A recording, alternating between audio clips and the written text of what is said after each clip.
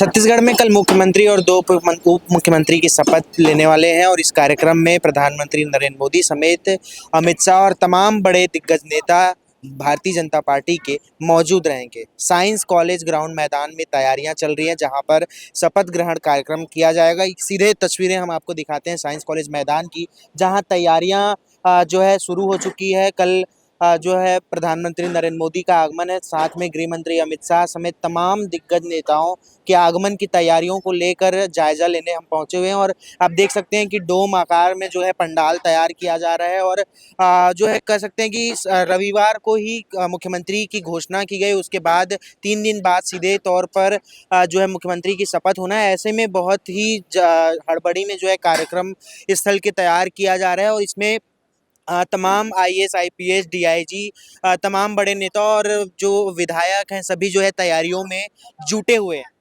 ये सीधी तस्वीरें हैं साइंस कॉलेज ग्राउंड मैदान की, जहां पर कल कार्यक्रम होना है। और आज जो है तैयारियों में पूरी तरह से शासन प्रशासन दोनों जुटे हुए हैं। शहरों में जो है पूरे चौक चौराहों पर चेकिंग की जा रही है। लगातार जो है यातायात विभाग भी जो है चेकिंग करके ही वाहनों को जाने दिया जा रहा है, क्योंकि कल कह सकते हैं कि एक हॉट स्पॉट बना रहेगा छत्तीसगढ़, क्योंकि प्रधानमंत्री नरेंद्र मोदी का सीधे तौर पर यहाँ पर दौरा है।